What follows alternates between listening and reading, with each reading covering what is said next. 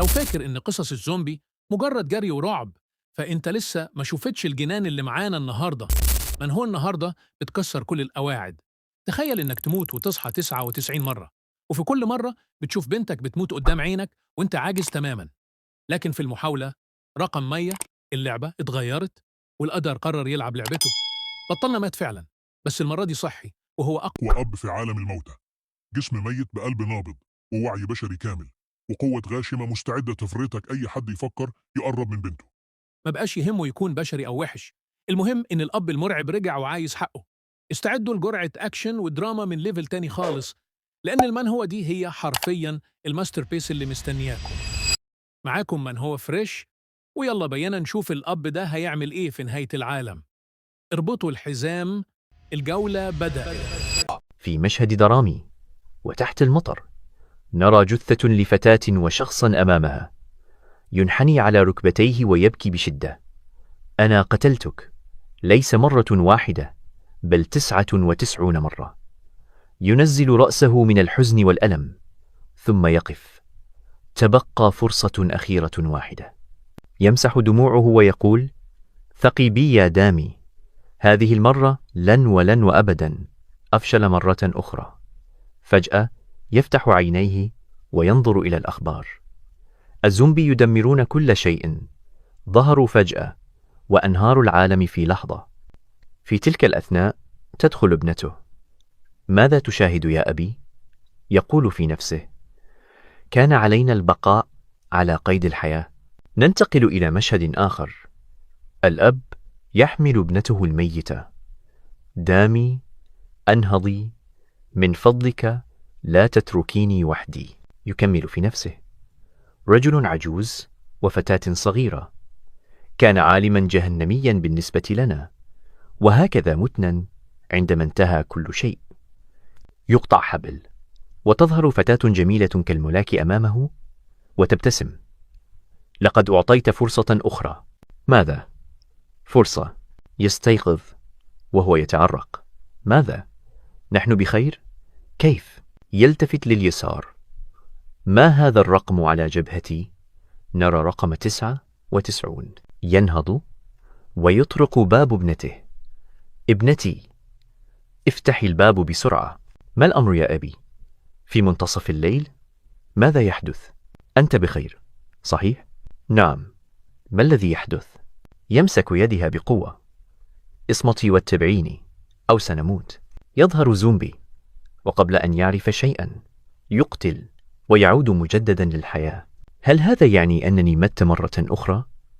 الرقم 98. هذا هو عدد الأرواح التي أملكها. 98 فرصة فقط لإنقاذ دامي. نراه يقتل زومبي ويقول في نفسه: فعلت كل ما بوسعي من أجلك، حتى لو خالفت كل الأخلاق، لو تطلب الأمر أي شيء.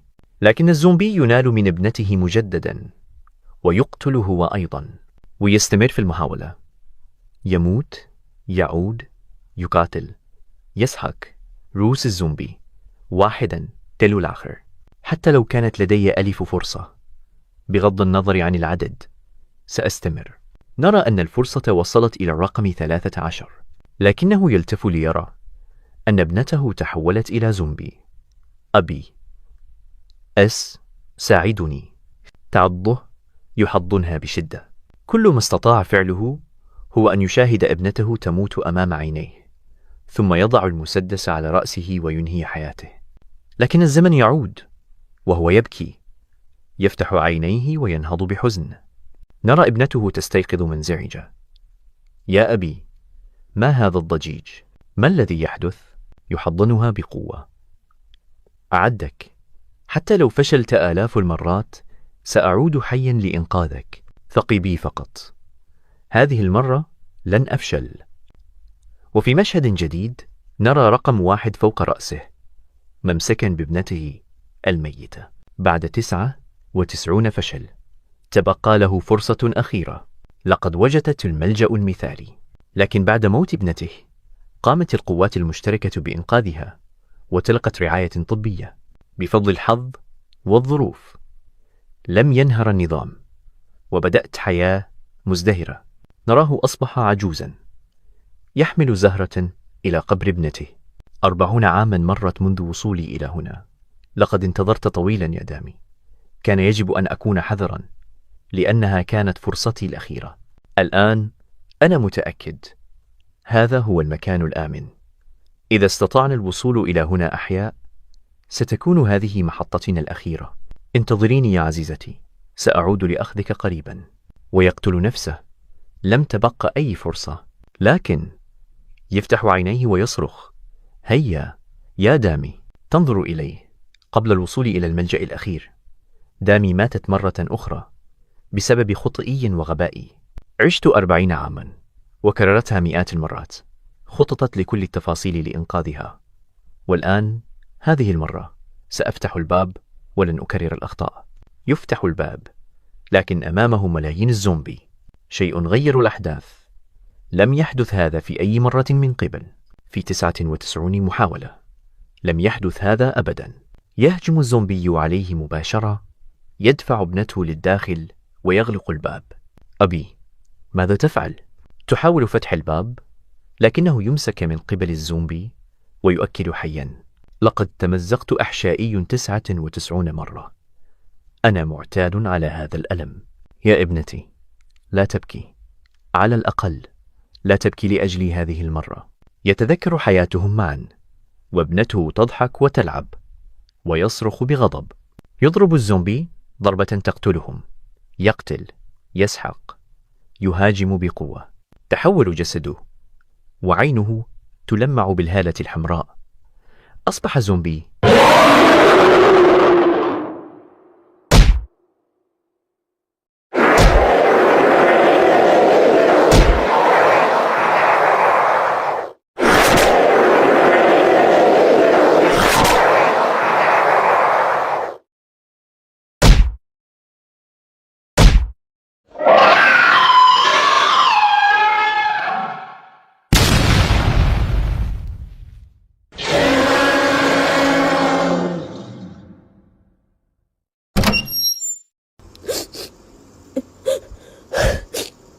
هو الآخر. لكن يقف شامخا ينظر إلى ابنته. لا تقلقي يا دامي. حتى لو لم أعد إنسانا سأحميك حتى النهاية. هل أنت بخير يا عزيزتي؟ في بداية تفشي الزومبي في سوبر ماركت، أي ماركت، تحت ضوء القمر يظهر رجل يواجه الجنود. من أنت؟ ابنتي تتجول منذ أسبوع. حالتها ساءت. أرجوكم ساعدوها. الأرملة السوداء قائدة الناجين تغضب لكنها تبكي في النهاية. دعوه يدخل. نحتاج إلى المزيد من القوة. ما زالت كما كانت. الكابتن شهيري. Let's go!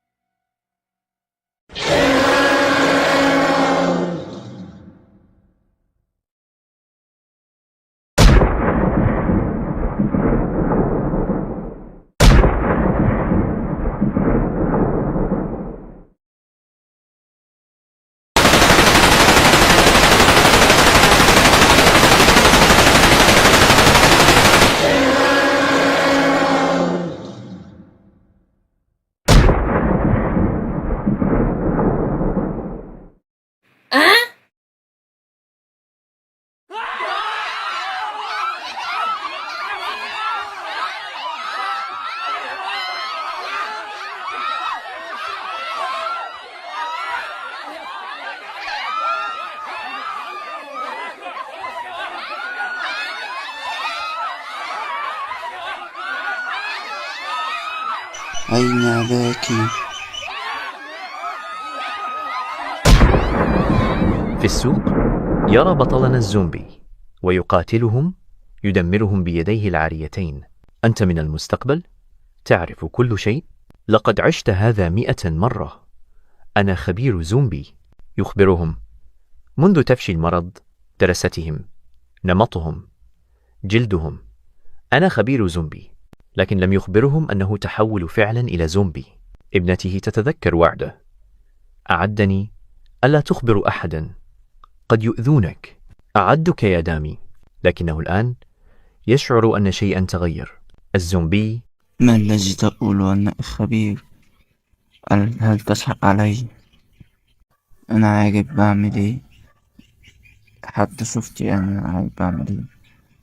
أنا اكتسبت القوة في المعارك اللي زي دي بالظبط، وأنا خبير في ذلك. وأنا الحمران دي من هرمون الميلاتونين الذي انتشر في جسدي. أي حاجة هتحصل بعد كده لازم تقوم بأمري. ما تخافوش من الأعداء، ما تخافوش من الزومبي. والعسكري بيرضى، وأنا بروح السوق بقول لها كيف حالك يا دامي؟ تقول لها حالي جيد يا أبي. بيفتكر 100 مرة اللي قضوهم مع بعض فيهم موت، وأنا بقول لها روح ابلع حياتك لي. وبيفتكر لما تلبس النضارة وراح يجيب لها أكل، وبيلاقيها نايمة في الآخر، وبالآن حان الوقت لقتل هؤلاء الزومبي الأسير الذين في الخارج. يظهرون بشكل أسرع، أقوى، أكثر تطورا. أكثر من 100 زومبي على الباب بعد أسبوع فقط. هذا لم يحدث من قبل. لماذا؟ السبب ربما أنا. الزومبي يتجمعون حوله، يريدون موته وموت ابنته. إنهم يشعرون بالتهديد منه. أنا متغير أيضا. يبدأ القتال، يقطع، يسحق، يفجر، يتحول إلى فايكنج ويذبح الزومبي.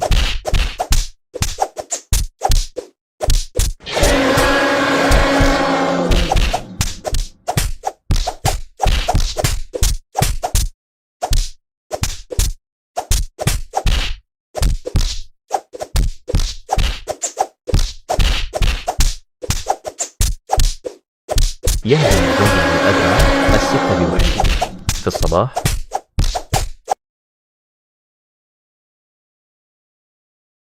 ابنته تستيقظ وتبتسم له.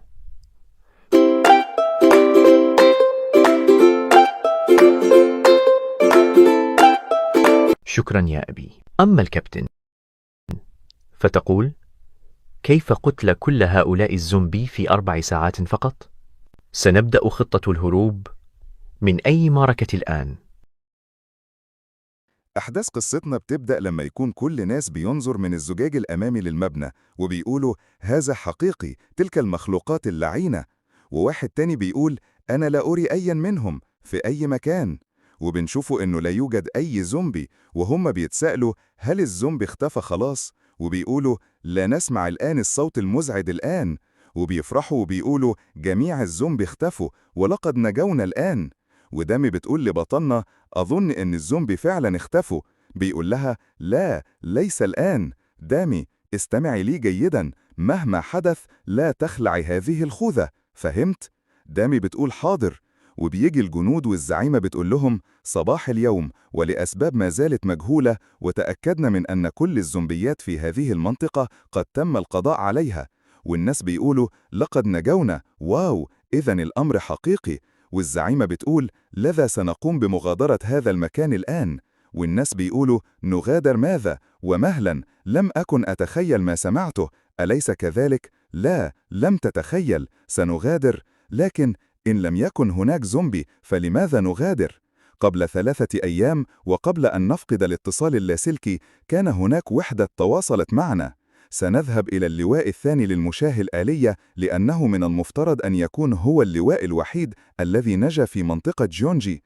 ما زالوا يمتلكون مركبات مدرعة لكامل اللواء وقوة بحجم لواء كامل. والأهم من ذلك أنهم يستطيعون استقبال المدنيين. والناس بيقولوا أتريدون أن نغادر بناء لأجل اتصال لاسلكي واحد فقط؟ نعم، كيف نعرف إن كان حقيقيا أم لا؟ وهي بتقول له الزعيمة لا داعي للقلق بشأن ذلك، أنا أعرف تماما من قام بذلك الاتصال أكثر من أي شخص آخر، والمعروف ببلو هوك، السطر الأزرق. وإن كان هو من أجرى الاتصال فأنا أثق به تماما. هم بيقولوا هذا هراء، أتريدين منا أن تخاطر بكل شيء بناء على اتصال انقطع قبل 3 أيام؟ هذا الانتحار. الزعيمة بتقول علينا أن تغادر، إن ظهر الزومبي مجددا لن نتمكن من النجاة هذه المرة. وهم بيقولوا مستحيل، نحن لا نريد المغادرة، الزومبي لن يعودوا. انظر، كنت أعلم أن هذا سيحدث حتما، ذلك القرار المتهور والعاطفي. واحد منهم بيقول لو أن القائد رجل هل كانت ستتخذ مثل هذا القرار حقا؟ هل أنا مخطئ؟ والزعيمة بتقول له ماذا قلت؟ وبطلنا بيخش عليهم بيقول لهم لا، الزومبي سوف يعودون. والراجل اللي كان منهم بيقول من تظن نفسك لتتحدث وكأنك تعرف كل شيء؟ والزعيمة بتقول له يا خبير. وبطلنا بيقول له إذا بقيت هنا فأنت كمن يقدم نفسه على طبق لهم. وبعد ذلك الراجل ينظر إلى بطلنا وبيستشعر هالة قوية منه، وبينظر على بيحس إنه زومبي وبيخاف منه وبيقلق. وبطلنا بيكمل كلامه وبيقول له هذا أشبه بانتظار الموت فقط. والراجل بيخاف منه وبيمشي، وبنته بتقول له مالك يا أبي، هل أنت بخير؟ ونلاقي واحد تاني يكلم بطلنا وبيقول له لا، لكن إن غادرنا هل تستطيع أن تضمن أننا سنكون بأمان؟ وبطلنا بيقول لهم أنا ليس من الممكن أن أضمن لكم شيء، ولكن هل منكم أحد لا يريد الانضمام إلى الجنود؟ هل أنتم مستعدون أم لا؟ وهل أحد يريد البقاء دون الدعم منهم؟ وهل تستطيعون فعلها؟ والناس بتقول الآن بعد أن فكرت في الأمر القائدة تشاه معها حق، نعم، من دون الجنود لكنا متنا منذ زمن. هيا بنا نغادر، السبب الوحيد لنجاتنا حتى الآن هو هم، فلنفعلها ولنتبع القائدة تشاه بلحظة ومن دون أي جهد كبير. فلنثق بالجنود ولنتبع القائدة تشاه بلحظة ومن دون أي جهد كبير. والزعيمة تشاه بتقول غير رأيك جميع في الحالة، من هو ذلك الشخص حقا؟ ولم أشكره ولا مرة. وبطلنا بيقول لها ما تشكرنيش. وبيظهر بطلنا في مشهد الحياة اللي فاتت هو كان بيقنع أي حد، وفي مثل المواقف الصعبة بيقول للزعيمة أنا بصراحة ولأكون صريحا هذا كله من أجل حماية نفسي وابنتي أيضا، وإن كنت أنت من سيقود يا قائدة فأنا واثق فيك يا أيها القائدة. القائدة بتقول سنبدأ عملية الإخلاء الآن، أنا تشا هايري سأتأكد من أنكم ستخرجون جميعا أحياء. وبيظهر قدامنا الأتوبيسات بتمشي، هي عربية قائدة الجيش قدامنا دامي، والجنود في حالة تأهب إلى أي معركة. الجندي بيقول للقائدة عبور نهر الهان مجددا بعد كل هذا الوقت يشعرني بالغرابة. والقائدة بتقول ابقوا متيقظين، وهذه مجرد البداية يا أيتها القائدة، احذري. وبنلاقي الزومبي رايحين عليهم بهجمة قوية، والقائدة بتقول زومبي، بدأت العملية. المدنيون والفريق سي إلى اليمين، نحن سنتجه إلى اليسار. وبنكتشف إن السمة الأولى للزومبي سمعهم أكثر حدة من نظرهم. وبتقول القائدة الجنود ارموا الزبالة عليهم، لقد قاموا بملاحقتنا، حافظوا على المسافة ولا تسمحوا لهم باللحاق بنا. الجندي بيقول حسنا يا قائدة، وهم بيقولوا في عدد كبير من الزومبي، إذا استمر الأمر هكذا سيلاحق بنا. والقائدة بتقول نحن نتجه نحو جسر سيونغسان. بعد كده بيلفوا بالعربية، بقي القليل فقط. بغض النظر عن الحالة فإنهم دائما يهاجمون البشر، والآن علينا اصطدام السيارة بهم. الصفة الثالثة للزومبي الجزء الخلفي منهم هو نقطة ضعفهم. وبتلاقي بطلنا وهو بيدوس عليهم بالعربية اللي بتأسفلت الطريق، وبيقول إنها مركبة قادرة على سحق كل شيء تمر عليه بعشرات الأطنان من الضغط، كما أنها ملكة مركبات البناء، والكل بيكون أمامه والجميع في صدمة كبيرة. ولتظهر أمامنا دامي وبتفتكر أبوها وهي بتقوله لما عليك فعل ذلك بنفسك يا أبتي؟ وهو بيقول لها لأن لا أحد غيري قادر على ذلك. ولا تقلقي فلن أفارقك. وبتقول لكن ماذا لو أدرك الجنود شيئا غريبا فيك؟ فريق القائدة عاد، وبطلنا بيقول لا تقلقي فأنا لست إلا معينا لهم. وبيظهر بطلنا والفريق القائدة وهم بموت الزومبي، سنخترقهم بضربة واحدة قاضية. وجندي بينادي عليه القائدة وبيقول لقد نجحنا. عند الساعة 6:45 مساء كل أفراد الكتيبة الثانية الآلية للمشاة وصلوا. إنها كتيبة قد نجت فترة طويلة في حياتها السابقة تحت قيادة قوية وشديدة. إنها واحدة من الوجهات التي يجب أن نمر بها لنبلغ ملاذ دايجون، ووصولنا إلى هنا في 8 أيام فحسب. وبطلنا بيقول: ولكنني لا أستطيع أن أتراخى، فإذا تصرفت بطيش لأنني صرت أقوى فقد أعرض دامي للخطر، وإني سألتزم بالمسار الذي ثبت أمانه في حياتي السابقة لا أحيد عنه، والقتال الحق يبدأ الآن. أديت ما عليك بعظمة يا خبير. والجندي بيقول: ولأصدقك قولا فلم أرح لوجودك معنا، ولكنك أنقذت حياتنا جميعا. فلما وجدنا تلك المرحلة لم يجرؤ أحدا على قيادتها، فهل عملت في البناء من قبل؟ وبطلنا بيقول: لا، بل تعلمت قيادتها عرضا، فالمرء يحتاج إلى معارف كثيرة لينجو في عالم كهذا، ويسرني وصولنا إلى هنا سالمين. والقائدة بتقول: أجل، شكرا لك. وبطلنا بيقول: ماذا قلتي؟ وبعدين وهي بتقول له: اخرس. والجنود تحيي قائدة ويقولون: حللت أهلا يا قائدة، تشاهري، كنا ننتظرك. قائد السرية الأولى للكتيبة الثانية الآلية للمشاة، الرقيب لإن هوي. والقائدة بتقول: هل تعرفوني؟ وهم بيقولوا: إذ قال العقيد شاه إن أحدا بمستواك سيصل اليوم. والقائدة بتقول: أقال العقيد شاه ذلك؟ هم بيقولوا لها: نعم، وقال إن ضابطة عنيدة ستأتي وتجلب علينا المصائب. وهي بتكون مصدومة وبتقول: وأين العقيد شاه الآن؟ إنه عند البوابة الخلفية. وهي بتقول: كيف؟ وإذا ظهر الزومبي. وبيظهر بطلنا وهو بيطمن على دامي، وبيظهر قدامنا القائدة وهي بتقول له: هل ذهب معه أي قوات؟ والجندي يقول: لا. وهي بتقول له: صحيح، ففي عمره سيكون الأمر صعبا عليه. وهو بيقول لها: ليس ذلك. وهي مصدومة، وبيظهر قدامنا البوابة الخلفية والقائد شاه وهو بيقول: الفاس أفضل من البندقية وأسرع منها.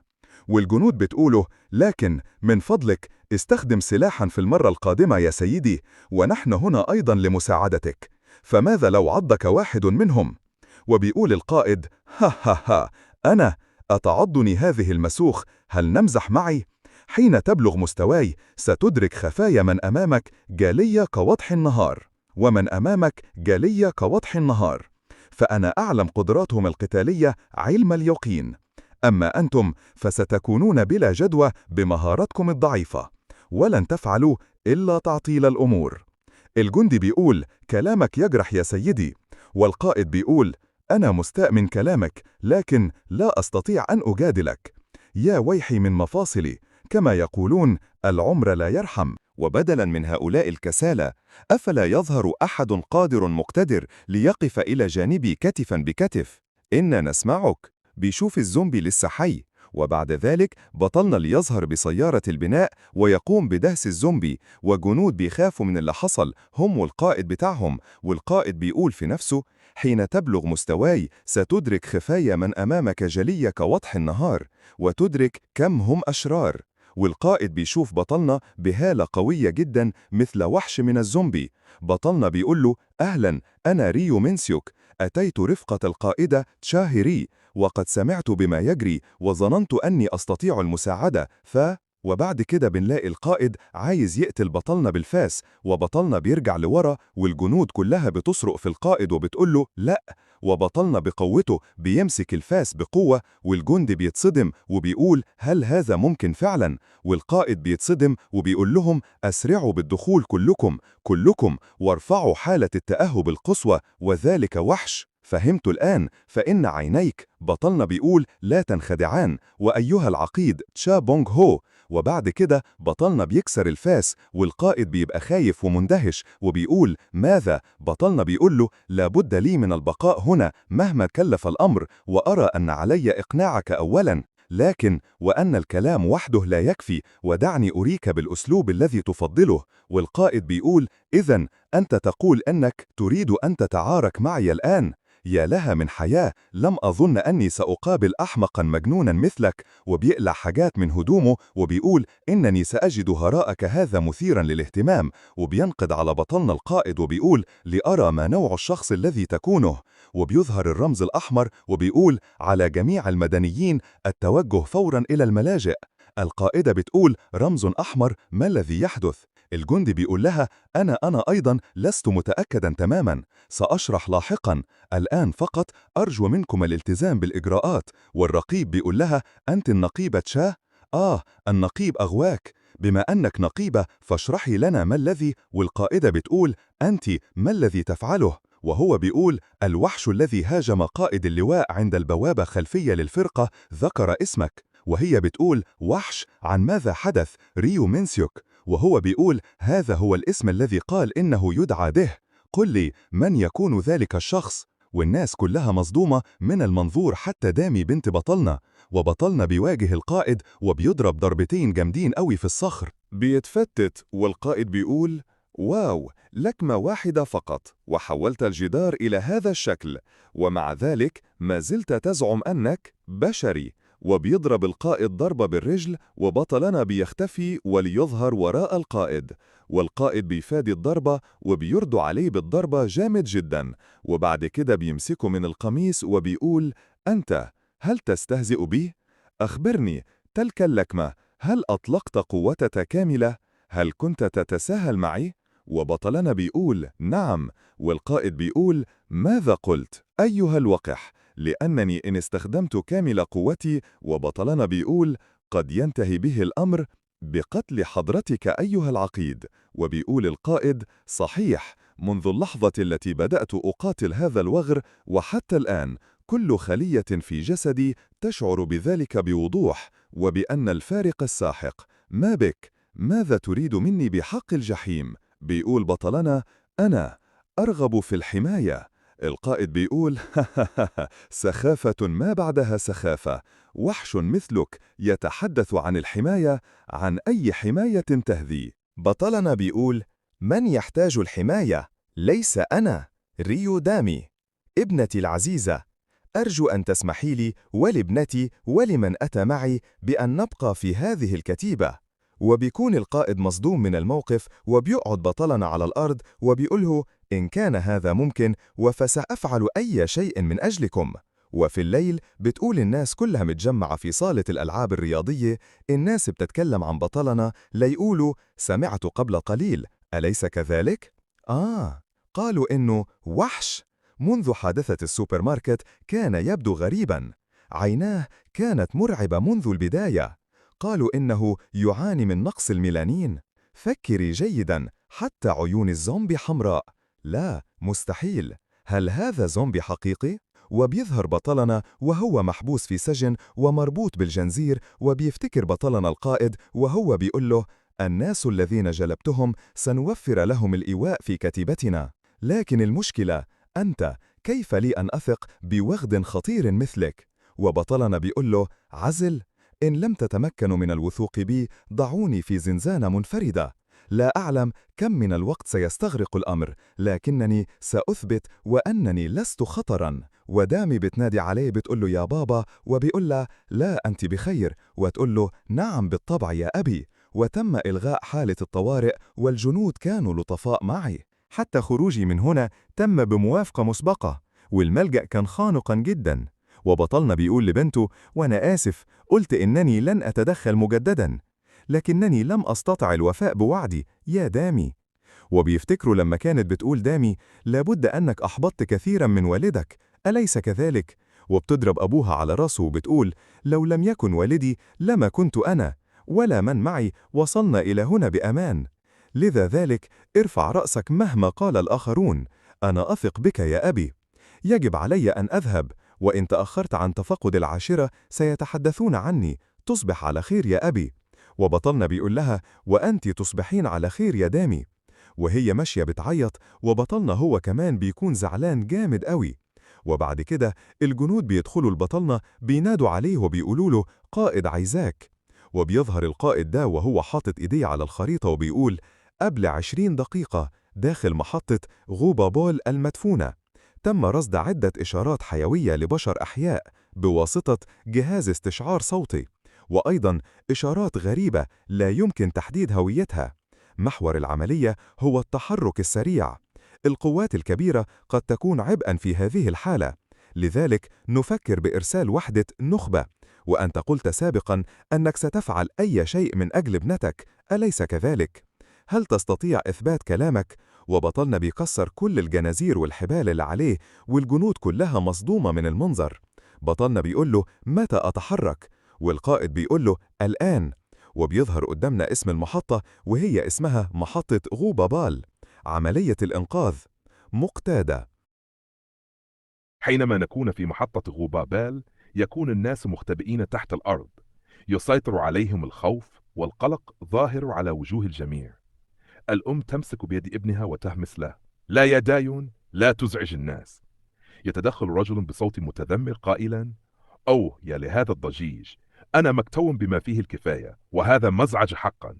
فتقول سيدة مسنة بنبرة استياء: ماذا يعرف هذا الطفل أصلا؟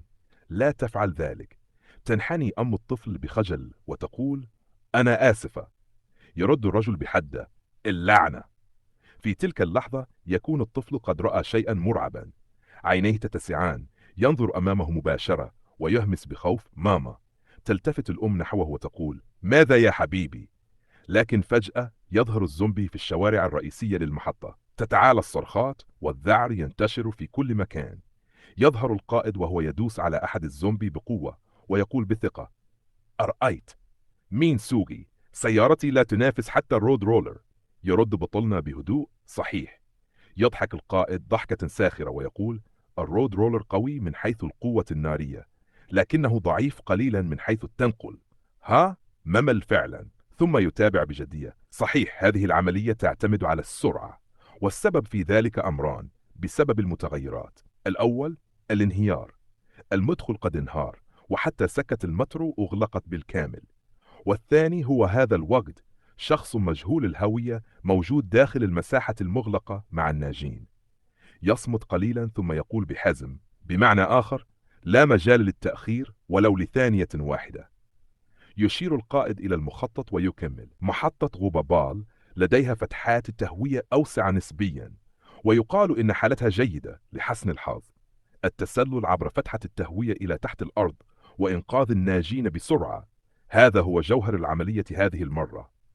ثم ينظر إلى الجميع ويقول: الأشخاص في الداخل علينا إنقاذهم جميعا دون أن نفقد أحدا. يصمت بطلنا لثوان ثم يقول بصوت منخفض ولكن حاسم: فهمت، هذه العملية ستفشل. ينظر إليه القائد بدهشة: ماذا تعني؟ يرد بطلنا: عملية إنقاذ محطة غوبابال. ويحدث نفسه بصوت داخلي: رغم أن توقيت البداية كان مختلفا قليلا، إلا أن الحادثة نفسها كانت تتكرر في كل مرة. العقيد دائما ما يضع أفضل للخطط، لكن حتى الآن عدد الأشخاص الذين تم إنقاذهم هو 0. ننتقل إلى داخل المحطة، نرى مشهدا مرعبا. أم الطفل معلقة في السقف بخيوط عنكبوت سميكة، وحولها جميع الناس معلقون مثلها، عاجزون عن الحركة. تقول بصوت مرتجف: لماذا يحدث هذا؟ ما الذي يجري الآن؟ تنظر حولها ثم تتسع عيناها رعبا عندما لا ترى ابنها بجوارها. أين ابني؟ أين دايون؟ تفقد توازنها وتسقط من السقف. يقترب منها رجل ويقول بقلق: يا آنسة، هل أنت بخير؟ ويصرخ الرجل آخر وهو ما يزال معلقا: حرروني أرجوكم، أنا ما زلت معلقا. تنظر الأم إلى الرجل أمامها بلهفة وتقول: أنت تعرف طفلي، أليس كذلك؟ ألم ترى دايون؟ يرد الرجل بانفعال: تبا، كيف لي أن أعرف؟ أنا لا أعرف حتى لماذا أنا هنا بهذا الشكل. ماذا تفعلين؟ أفعلي شيئا بسرعة. وفجأة تظهر امرأة من الظلام، ينظر إليها الرجل ويصرخ: أنت مجددا أيتها المرأة المزعجة. في لحظة خاطفة تنقض عليه، تمزق وجهه وتلتهمه حيا. يصرخ وهو يقول: دعيني، هل جننت؟ ثم يسقط جثة هامدة. يصدم الجميع، وبينما يسقط جسده على الأرض يبدأ يتحول إلى زومبي، وفجأة ينقض على أحد الناجين ويعضه. بعد لحظات يتحول ذلك الشخص أيضا إلى زومبي. تعم الفوضى، الناس تصرخ وتركض في كل اتجاه. تصرخ امرأة: لماذا يوجد الزومبي هنا؟ وتصرخ أخرى: لا أعلم، لكن أركضوا. تصرخ الأم وهي تبكي: إلى أين نذهب؟ وتنادي بكل قوتها: دايون. ويأتي صوت من مكبرات الصوت تم حجب جميع المداخل. تسمع الأم فجأة صوت طفلها قادما من جهة السلم، صوتا مألوفا ترتجف له روحها: ماما. تتجمد للحظة ثم تلتفت بعينين دامعتين وتبدأ في الجري نحو الصوت. يحاول أحد الناجين إيقافها وهو يصرخ: مهلا، لماذا تركضين في هذا الاتجاه المعاكس؟ لكنها لا تتوقف. في الجهة الأخرى يمسك رجل بيد ابنه ويقول له بقلق: يا بني، ماذا تفعل؟ تعال بسرعة معنا. يرد الابن وهو يحدق خلف فوالده بفزع: احذر يا أبي، خلفك. في تلك اللحظة تصرخ الأم بكل ما لديها من قوة: دايون، أمك هنا. يأتيها الرد سريعا، صوت طفلها المرتجف: ماما. تقول وهي تسرع نحوه: ها أنا قادمة إليك، أمك ستكون معك، لن أتركك. لكنها تتوقف فجأة، تصطدم عينها بمشهد يفوق قدرتها على الاستيعاب. أمامها مباشرا يقف وحش مرعب ينهش جثة إنسان، الدماء تغطي فمه وجسده مشوه بشكل لا يوصف. يرتفع صوت الطفل مرة أخرى، لكن هذه المرة من خلف الوحش: ماما. تتراجع الأم خطوة إلى الوراء، جسدها يرتجف وتهمس: هذا مجرد حلم. نعم، إنه حلم. يلتفت الوحش نحوها فجأة، يمد يده الضخمة ويمسك بها محاولا اتهامها. في اللحظة الحاسمة يندفع بطلنا بقوة خارقة، يصطدم بالوحش ويدفعه بعنف نحو الجدار. تسقط الأم أرضا، غير قادرة على الحركة من شدة الصدمة. يتلاشى المشهد فجأة ويظهر فلاش باك. نرى بطلنا واقفا أمام القائد، يقول بصوت متعب: لقد حاولت كل ما بوسعي، لكن لا يمكنني إنقاذ أحد. وبعبارة أخرى، بالوسائل البشرية الأمر مستحيل. نعود إلى الحاضر. يظهر بطلنا وسط ألسنة اللهب، يقف بين الوحش وأم الطفل، ويقول بصوت حازم: هذا الكائن يصطاد البشر عبر إفقادهم الوعي، ثم يقلد هيئاتهم وأصواتهم. إنه مخلوق عنكبوتي من الرتبة العليا. يطلق الوحش شبكة عنكبوت كثيفة باتجاه بطلنا. يمسك بطلنا بالشبكة بيديه، يشدها بقوة، ويجر الوحش نحوه. ينهال عليه ضربا عنيفا، ضربة تلو الأخرى، بكل ما لديه من عزيمة وغضب. لكن الوحش لا يستسلم، يمد خيوطه مرة أخرى ويسيطر بها على جسد أم الطفل. تصرخ الأم وهي تبكي: لا تضربه، إنه ابني، توقف أرجوك. يتجمد بطلنا لجزء من الثانية. ينتهز الوحش الفرصة ويرميه بعيدا بقوة هائلة. تقذف الأم هي الأخرى بعيدا وتسقط بلا حراك. يتقدم الوحش نحو بطلنا، فمه مفتوح، أنيابه ظاهرة، يستعد لالتهامه. في تلك اللحظة يتذكر بطلنا صوت ابنته وصورتها وهي تنظر إليه بثقة: مهما قال الناس عنك، أنا أؤمن بك كل الإيمان، ارفع رأسك يا أبي. تشتعل عين بطلنا بالعزم، يضرب رأسه بقوة في الأرض ليستعيد توازنه، ثم يندفع بكل قوته. يوجه ضربة ساحقة إلى الفك السفلي للوحش تكاد تحطم عظامه. يتردد صوت بكاء الطفل من داخل جسد الوحش: ماما. يصرخ بطلنا بغضب وألم: هذا الصوت يجب أن يتوقف الآن. يمسك برأس الوحش بكلتا يديه ويقول: أغلق فمك. يوجه الضربة القاضية ويسقط الوحش أخيرا بلا حراك. يعم الصمت لثوان، ثم يظهر الناجون وهم يهرعون لإغلاق الباب الحديدي الضخم. يصرخ أحدهم: اصمدوا، أغلقوه بكل قوتكم، إن انهزمنا الآن هلكنا جميعا. يقول آخر وهو يلهث: هل هؤلاء موتى حقا؟ لا يصدرون أي صوت، وملامحهم غريبة. وفجأة ينتشر الدخان في المكان. يسعل أحدهم ويقول: ما هذا؟ كح، إنه دخان. يصرخ الأب غاضبا: كفاك قول أشياء مشؤومة. لكن الابن يتشبث بوالده وهو يختنق: يا أبي، لا أستطيع التنفس، سنموت جميعا. يسمع صوت ارتطام قوي. يصرخ أحدهم: انكسر الباب. يصرخ الابن: انبطح يا أبي. في اللحظة الأخيرة يظهر بطلنا من بين الدخان، يحمل أم الطفل وابنها بين ذراعيه، وخلفه جثث الزومبي محترقة. يندفع بطلنا خارج الممر، ما يزال يحمل أم الطفل وابنها بين ذراعيه، بينما تتساقط خلفه بقايا الزومبي المحترقة.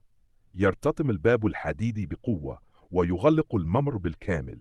يتراجع الناس بذهول، ثم تنفجر الصيحات: لقد تم إنقاذهم. يظهر القائد أمامهم وعيناه تلمعان وهو ينظر إلى المشهد، ثم يقول بصوت مرتفع: نجحت العملية. يتجمع الناجون حول بعضهم البعض، بعضهم يبكي وآخرون يضحكون من شدة الصدمة والفرح، وقد عادوا من الجحيم الذي كانوا عالقين فيه. يقول أحد الجنود وهو ينظر إلى الجهاز اللوحي: تم إنقاذ ما يقارب 40 فردا. هذا رقم جيد جدا بالفعل. لكن جندينا آخر يلاحظ شيئا غير طبيعي. يتقدم ببطء، يفتح أحد الأغطية المعدنية المتفحمة، وفجأة يظهر الطفل من الداخل. تنهار الأم باكية، تركض نحوه، تحتضنه بقوة وهي تصرخ من شدة الفرح. الناس من حولهم يصفقون، بعضهم يركع على الأرض من التأثر. تقف ابنة بطلنا في الخلف، عيناها متسعتان من الدهشة، غير قادرة على استيعاب كيف يتقبل الناس أباها، كيف يهتفون باسمه، وكيف يرونه بطلا. يخرج الطفل وكأنه معجزة. يرتفع الهتاف، رجل المعجزات. يبتسم بطلنا ابتسامة خفيفة بينما يعلو التصفيق. يقترب منه جندي ويقول بإعجاب صادق: ظننت أن الأمر غير عادي، لكن لم أتوقع أن يبلغ هذا الحد. أنت رائع حقا يا سيدي. يبدأ القائد بالتصفيق هو الآخر، ثم يقول بصوت واثق: لقد نجحت وأفلحت. ينظر بطلنا إلى ابنته الصغيرة بحب، يحتضنها بقوة وكأنه يؤكد لنفسه أنها ما زالت هنا، ما زالت آمنة. يتوجه أحد الجنود إلى جندي مصاب يساعده على الجلوس ويقول: بعد المهمة بدأ يسعل كثيرا ولا يزال نائما طوال الوقت. يظهر أمامنا تقرير مهم: إنقاذ محطة غوبابيل.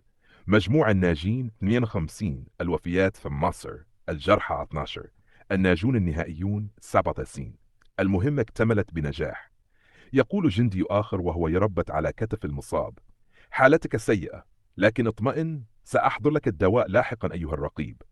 يغلق الباب، لكن الكاميرا تقترب ببطء من رقبة الجندي المصاب. نرى أثر عضة واضح، تتغير ملامحه فجأة. يتحول. ننتقل إلى مشهد آخر. تظهر ابنة بطلنا مع أصدقائها، الناس من حولهم سعداء، يضحكون، يتحدثون. القائد يبدو في مزاج ممتاز. يفتح القائد علبة مشروب، يناولها لبطلنا ويقول مبتسما: عندما رأيتك لأول مرة علمت أنك ستفعل شيئا عظيم، لكن لم أتخيل أبدا أنك ستنجح بهذا الشكل. ثم يتابع: استمر هكذا ريو مين سوك. في يومك هذا كان يجب أن نحتفل طوال الليل، لكن علينا أن نحتفظ بالبساطة، أليس كذلك؟ يرفع العلبة قليلا ويضيف: إذا سكرنا كثيرا بمفردنا، فإن أولئك الذين تركونا أولا سيشعرون بالحزن، أليس كذلك؟ فلنشرب نخب الذين غادروا هذا الجحيم أولا، ونخبنا نحن الذين سنبقى على قيد الحياة حتى النهاية. يشرب الجميع، لكن بطلنا يبدو متضايقا. يلتفت إليه القائد ويسأله: لماذا لم تسألني؟ يرد بطلنا بعد صمت: ما الذي جعلني واثقا جدا من أن خطتك ستفشل؟ ولماذا أصبحت وحشا هكذا؟ تظهر امرأة فضولية تحاول الاستماع، لكن القائد يرد ببرود: تعلم، أنا لست مهتما بالقصص، أنا مهتم بالإرادة التي تنقذ الناس من هذا الجحيم. الناس هنا هم هدفي. يسأله القائد: عن ماذا تتحدث؟ يرد بطلنا: يا أيها العقيد، أنت لم تتغير. ثم يتوقف ويقول: لا شيء. يتنهد القائد ثم يسأله: دعني أسألك شيئا واحدا. قلت إن وجهتك كانت دايجون، أليس كذلك؟ إذا لماذا أنت هنا؟ بقدراتك هذه يمكنك الوصول إلى هناك لو أسرعت. يرد بطلنا بهدوء: لأن لدي مهمة علي القيام بها في هذا اللواء، وكلما كنت لحوحا وأسرعت في الأمور كانت النتائج غير مرضية. يهز القائد رأسه ويقول: أنت على حق. يسأله بطلنا: كيف عرفت ذلك؟ يبتسم القائد قليلا ويقول: أعرف ذلك بمجرد النظر إليك. أقرب ما يكون إلينا في هذا العالم وأصعب ما يمكن السيطرة عليه هو الطفل. يقول بطلنا: بالمناسبة لا أرى القائد تشا. يتغير وجه العقيد فجأة ويبدو عليه التوتر. تنادي ابنة بطلنا عليه وتقول: سأدخل أولا، أشعر بتعب شديد اليوم. يقول بطلنا للقائد: سأعود لاحقا. فترد ابنته: لا داعي يا أبي، لست طفلة. ثم تضيف: الطريق مظلم، سأذهب معك. يمشي الأب وابنته معا. ينظر القائد إليهما من الخلف ويهمس لنفسه: هل يستطيع فعلا أن يظهر بمثل هذا الوجه؟ فهو أب في النهاية. دايجون، أنا آسف، ريو مين سوك. لا أظن أنني أستطيع تركك تذهب بهذه السهولة. بفضلك يمكنني وضع خطة مرة أخرى، خطة لي تيشا بونغ هو. ينادي جندي: قائد اللواء. يسأله القائد: هل أحضرت المشروب؟ يرد الجندي بتردد: قائد اللواء، لدي مشكلة. ننتقل إلى مشهد بطلنا وابنته وهما يسيران معا في الطريق المظلم خارج الموقع. الهواء بارد والصمت ثقيل، لا يسمع سوى خطواتهما. يتردد في ذهن بطلنا صدى كلمات القائد: أقرب ما يكون إلينا في هذا العالم وأصعب ما يمكن السيطرة عليه هو الطفل.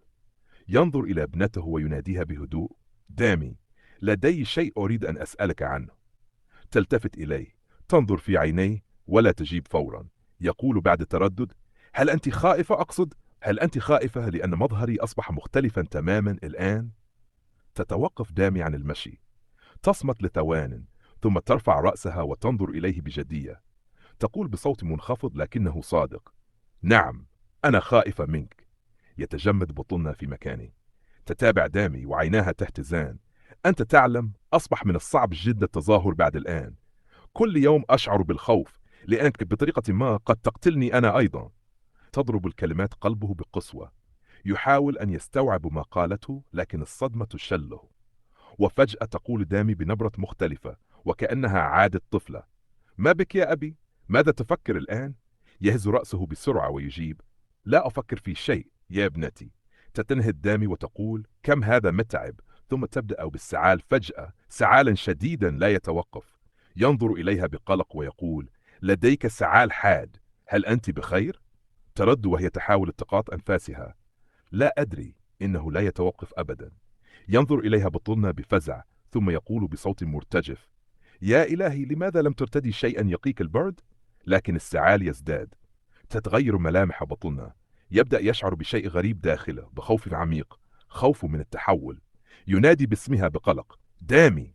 وفجأة ينقض بكل قوته، لكن بدلا من أن يمسك بها يمسك بعوضة متحولة كانت تندفع نحوها. تتحطم البعوضة بين يديه وتسقط ميتة. تنظر دامي إليه بذهول وتقول: ما المشكلة؟